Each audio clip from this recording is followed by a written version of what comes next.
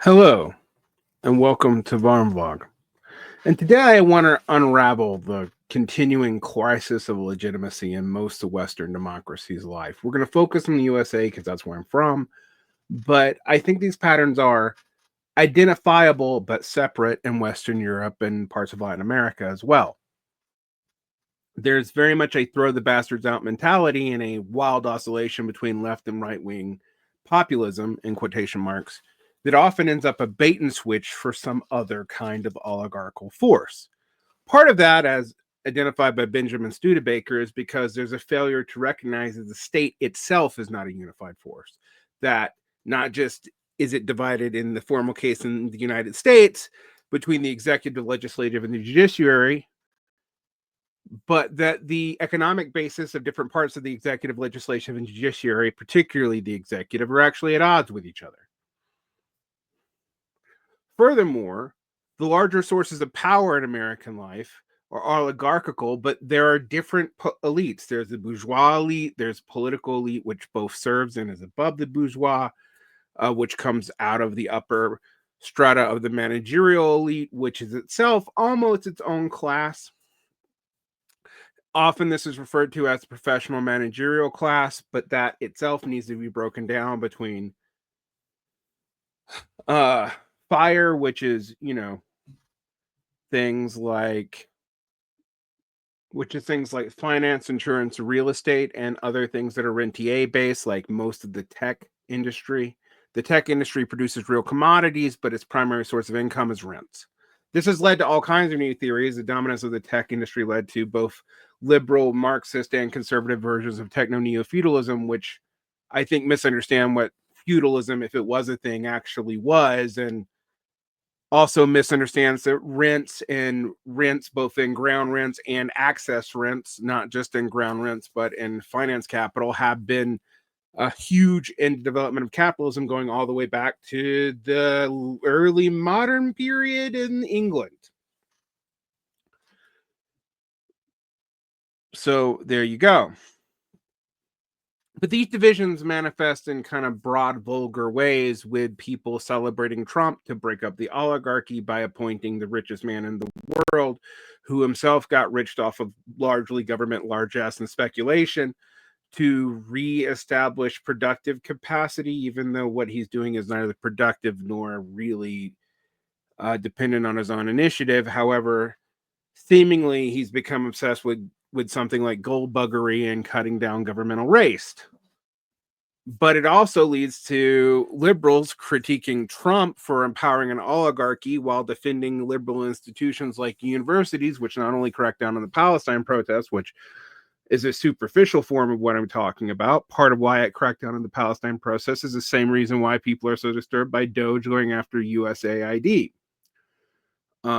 It both seems superfluous, but also exposes real corruption in the books and how much waste is going on. We could talk about things like administrative fees on grants, which can range between 35% and 65%, even for grants and things like philosophy, where you don't really need a janitorial staff or anything like that to maintain the facilities beyond the office. So, defending institutions that are highly elite, like Columbia and Harvard, in some cases, but not in others, seems to be a liberal and left wing obsession. And you even hear this in the way that liberals, in particular, refer to candidates. Qualifications are deemed as, in and of themselves, obvious and trumping public support. You hear all this about Harris's credentials. But the credentials only work if the institutions granting those credentials are seen as valid and competent. And by and large, they are no longer seen as so. It also leads to this idea that you're going to use oligarchs to break up oligarchs. And despite all the complaint of anti-productivity and rent seeking, some of the biggest rent seekers are now in power in the Trump administration, extra constitutionally, and we're pretending like that's somehow going to lead to an end of corruption. Now, again, these are just blatant contradictions in American life. There is a swamp, there is an administrative state that is a quasi deep state. It's not a military deep state, as in Turkey, the classical example, but it is one. The administrative state is not particularly more democratic than the judiciary, both of which are highly dependent on executive appointments. But one side of the politics lines up to protect one, while the other side of the politics lines up to go after the other, except when the other gets in its way. When the judiciary gets in its way, J.D. Vance brings back the old executive trumping the judiciary by popular plebiscite idea. One idea that led to, in the 80s and 90s, a whole conservative takeover of the judiciary in the first place by complaining about the judicial activism by liberals, but replacing it with judicial activism by conservatives. The progress and digitalization of legitimacy means that people have really fundamental different bases that they're pulling from. And everybody, and I do mean fucking everybody, is really propping up a counter elite here or there, which has allegiances to other parts of the state which it wants to survive. How deep is Doge going to go into the Pentagon? We'll see, but they might stop at DEI based initiatives and call it a day very quickly, because going after the real sources of American contractual wealth has historically gotten people, let's say, in a bit of trouble, even if they were very powerful and have political legitimacy. And you can interpret what a bit of trouble might mean. No, the contradictions of American life are so obvious that basically both partisan sides have nothing but negative partisanship to hold themselves together. But how they hold themselves together is actually relatively different. And this leads me to an anecdotal and unscientific, but I think still fairly valid observation, that representation is dominating a lot of what we see. So many people want to be represented, whether they are identity categories such as LGBT, racial categories like Black and Asian, etc. But even in stuff like popular culture, representation is taken as in and of itself legitimate and good in and of itself. And people see Trump as representing their needs against elites who represent other people's needs. But often those people are taken as categories within the group, such as representation of Black experience, by promising there is a potentiality for a Black elite. But that's really all that is promising. It's not promising freedom for most Black individuals. And people know this, and I think they pick it up. So this leads to this fragmentation that does land in various partisan ways. Leftists and liberals, but particularly liberals, tend to identify institutions with themselves. Yes, they were attached to Biden, but it's because I saw Biden as a representative of the party. When the imperator switched to Harris because of Biden's seemingly age-based incompetence, the same things went to Harris regardless of her personal qualifications or identifications. She was seen as representing the right credentials and being from the right categories. This institutional and identitarian form of identification is really common with liberals. And you see this by the focus on credentials, by the assumption that the credentials established by the institutions actually ensure competence within the institutions, by the idea that institutional forces decide experts, etc. This is, by the way, and something that's worth noting, very similar to the Fordist identification of workers and even lower management with their business. And as Christopher Lasch points out in his creative use of Freud, is actually a form of secondary narcissism, where you assume the institution and the people thus elected in the institution are running the institution by duly appointed means, somehow also represents you. But we see a similar paradox on the conservative side, where the attitude of an individual who doesn't come from one's class and doesn't really represent one's interest. Trump is a millionaire who is nouveau riche, but does not come from nothing and had rich parents himself. Representing the interest of working class, petite bourgeois, and mid to low income individuals who are fed up with educational elites in those institutions, which they see as parasiting off of them and limiting their ability to thrive. Some of that perception, I will dare to say, unpopular to liberals and even many leftists in my world, is legitimate. When you are constantly siphoning out resources and so many of them are getting siphoned off to things like administrative costs and you never see the benefits, but maybe visa holders from foreign countries are people who come over to universities who themselves are being exploited by universities who can charge them more money than they would get in state and federal remunerations for local students, and yet also get a pat on the back for diversifying their student body, when those very institutions have largely given up their educational goals within those institutions. We know this from where they make their money, which is primarily land holdings and hospitals. Columbia and NYU are some of the biggest landlords, if not the biggest landlords in New York City. The same with the California system in California. And many private schools have massive endowments, which Trump wants to tax. And frankly, on this, I support him. The endowments have allowed them to, without paying taxes, take over whole cities and become major landholders and landlords, almost like the feudal lords who established the fucking universities in medieval Europe in the first place. Yes, this leads to the superficial view of neo-feudalism, but what this actually is one elite versus another, where different people who are downstream from that, PMC or not PMC, etc., worker or not worker, are actually identifying with people who are subsuming their interest in baiting and switching constantly. Obama bait and switch by saving the banks and not bailing out most of the homeowners. Trump baits and switch by talking about returning productive jobs and then allowing tech barons to raid the government trust, exposing a lot of legitimate fraud. Well, legitimate fraud is actually the right word for it because it's legal, but it also seems like a waste. And there's clearly graft throughout. Administrative costs and cost bloat is known and yet not dealt with by liberals or even sometimes the left.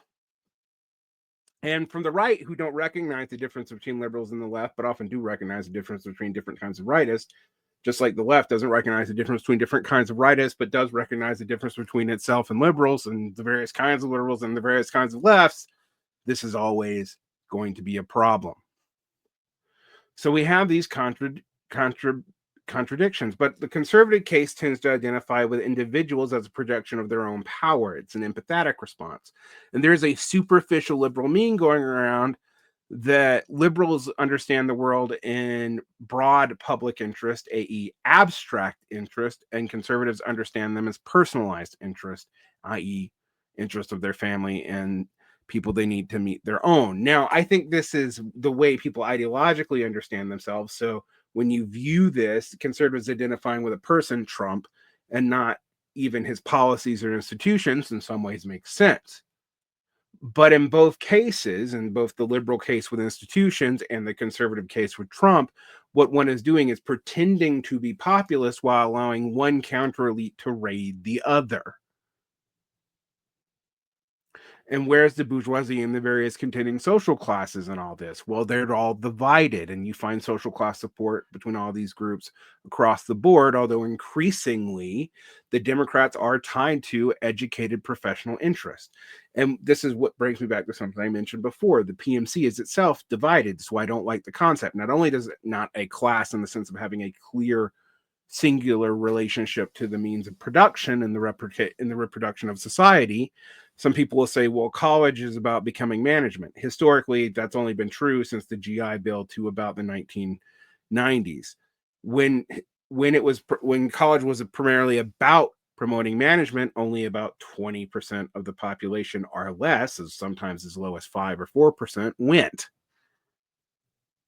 But in reality, professors, including particularly adjunct professors and lower associate professors, are not really managers. It's like calling a teacher a manager because they manage a class. Yes, they manage people, but they're not in control of the curriculum, the results, the existence of the project, or even other workers, just state subordinates and minors in their care.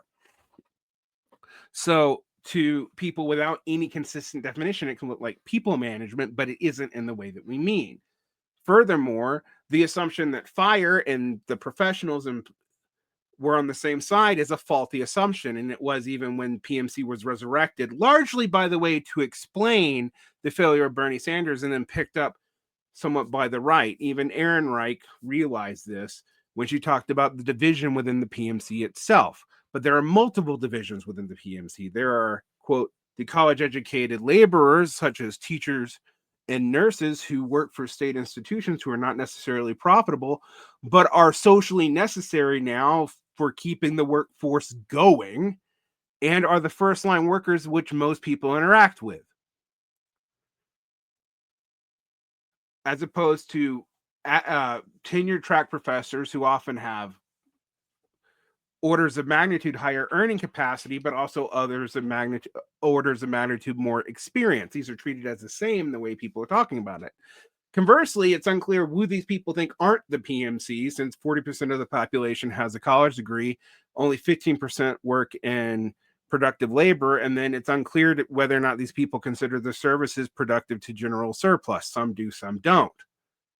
That would be the rest of the population. And on top of that, we use education as a proxy because we have better stats on it. The Bureau of Labor Statistics will talk about workers, working class and non-working class people in the same jobs, not just in the same job categories, but literally in the same jobs. And this has to do with the potential for advancement, but not the actuality of advancement, which of course distorts who we're talking about. So there's contradictions across the board. The liberal and conservative both are making excuses for things that they see representing them. The liberal, the institution; the conservative, the demagogue. But at the same time, these focuses on the demagogue and the institution defensiveness actually often leads to ignoring the things in which these things are doing. Both, for example, are enriching segments of society at the expense of the broad laborers. Neither really represents broad public consensus. One is seen as more meritocratic than the other, but why? You have to accept the rules of merit for them to be seen as meritocratic, which again enforces the conservative or liberal breakdown. But the conservative and liberal breakdown themselves are covering over different tensions in society, not just between classes, but within them. The urban and the rural and suburban proletariat in the United States today have massively different interests, particularly the urban and core areas like New York and California, core for rentier relations, versus productivist areas, which have largely been hollowed out, like the upper Midwest and the South. These tensions, by the way, if you were to map on the Britain or France or Italy, you'd find similar tensions today, the North and the South in Italy. And that tension's gone all the way back now for 2 centuries, since even before the unification of the country, or the South and the North in England, where the North increasingly votes Tory, and the electoral patterns are less and less income slash formal class based than in the past. The South, despite its richness, often identifies with the Labor Party, et cetera, et cetera. It's kind of Americanization of politics. You can see this in many different places around the developed world. And this leads to all kinds of bizarre arguments, like the ones I mentioned in the beginning. We're fighting oligarchs by empowering institutions that have turned their educational mandate into massive land holdings because of tax exemptions. We're fighting corruption in the government by empowering the richest people in the world to dismantle the employment sector while actually handling some real corruption, but probably fending off on grafts and further leading to public-private partnerships, which these individuals can raid. And somehow that's going to lead to a more productive economy, even though we focus back into tech and rentier relations that we were priorly critiquing on the right just 4 years ago and during the Biden administration. It seems like this want to be represented leads to utter incoherence everywhere, because class interests aren't necessarily clear for the classes as a whole, not just between the working class, but also in the intermediary classes that we might lump together as PMC, which are increasingly at war with each other. And tensions between professional and blue collar petite bourgeois. The professional petite bourgeois being more reliant on government contracts, and the blue collar petite bourgeois being more reliable on civil money. All these tensions lead to sectional divisions, which we can't seem to legitimate. I not only agree with Benjamin Studebaker about the problems of legitimating liberal democracy, but I would go further in saying that some of this is not just ideological, but political economic. And it's leading to incoherent ideologies that boil down to populism, which is easily manipulated because opposition to the status quo, or claiming everything that's against the status quo is revolutionary, empowers you to defend other elements of the status quo. There's no populism that relies on an elite representative for itself, and yet that view and that Bonapartist tendency is as old as modern democracy. It goes nowhere, though, and you should realize that. Protect your peace, like and subscribe, hit the bell. We have more behind the Patreon wall, and take care of yourselves. It's going to be an interesting time.